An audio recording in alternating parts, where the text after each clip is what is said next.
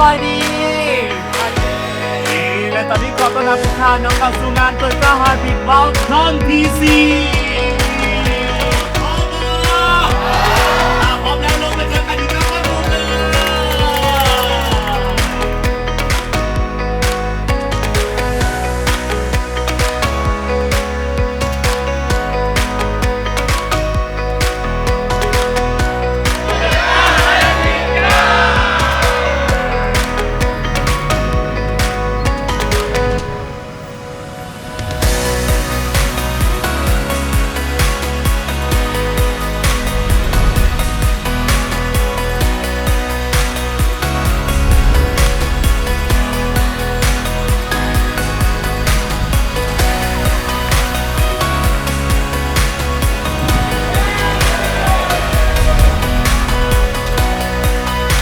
สำหรับกิจกรรมนี้ก็ถือว่าเป็นกิจกรรมที่ดีอันหนึ่งเนาะรู้สึกว่าตั้งแต่ตอนเช้ามื้อนี้ถึงว่าฝนจะตกแต่ว่าทีมงานเขาก็ให้ความพร้อมมือรู้สึกว่าจะแค่ลูกค้าดีหลายเนาะเป็นความประทับใจครับอิดเลยมวนหลายโดย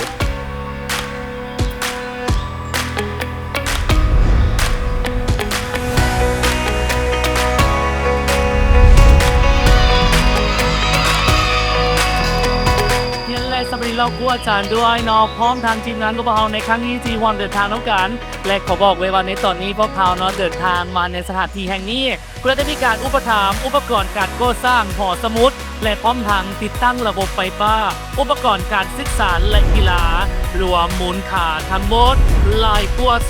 260 ล้านกิก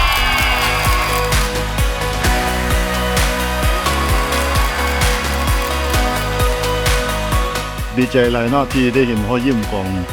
บรรดาน้องๆกับต้นทัพที่ว่าค่อนข้างจะอบอุ่นเนาะโดยแต่เขาดีจือว่าตั้งใจในการที่นำบรรดาเครื่องอุปกรณ์การศึกษาการเรียนต่างๆมามอบให้สำหรับน้องๆขอให้ตั้งใจทำเรียนและก็เฮ็ดได้ดีที่สุดขอขอบใจหลายๆเจ้า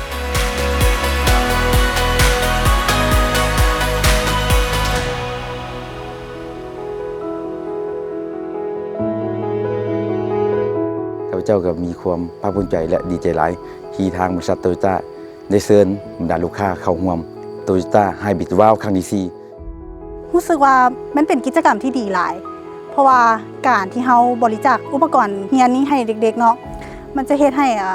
เป็นการต่อยอดทำอิดเลยเนาะก็มีความรู้สึกประทับใจหลายที่ว่าเฮาได้มาเจอกับคนใหม่ๆก็คือเฮาได้มีการมากินข้าวสามัคคีกันอยู่ที่ฟันทาราและนอกจากนี้เนาะเขายังได้มีการเดินทางไปบริจาคเพื่อให้กับน้องๆนักเรียนที่เรียนภาคกันอยู่ซึ่งตัวนี้เนาะเป็นสิ่งที่น้องประทับใจหลายเพราะว่ามันเป็นการที่ว่าเฮาได้เฮ็ดหยังดีๆขึ้นสู่สังคมสำหรับมื้อนี้เองเนาะทางทีมงานโตโยต้าและก็ลูกค้าของพวกเฮาแม่นมีความสุขหลายเนาะที่ได้เห็นรอยยิ้มของน้องๆทุกคนครูอาจารย์พ่อแม่ประชาชนภายในบ้านที่เพิ่นได้ออกมาต้อนรับและก็แสดงความยินดีกับทางทีมงานพวกเขา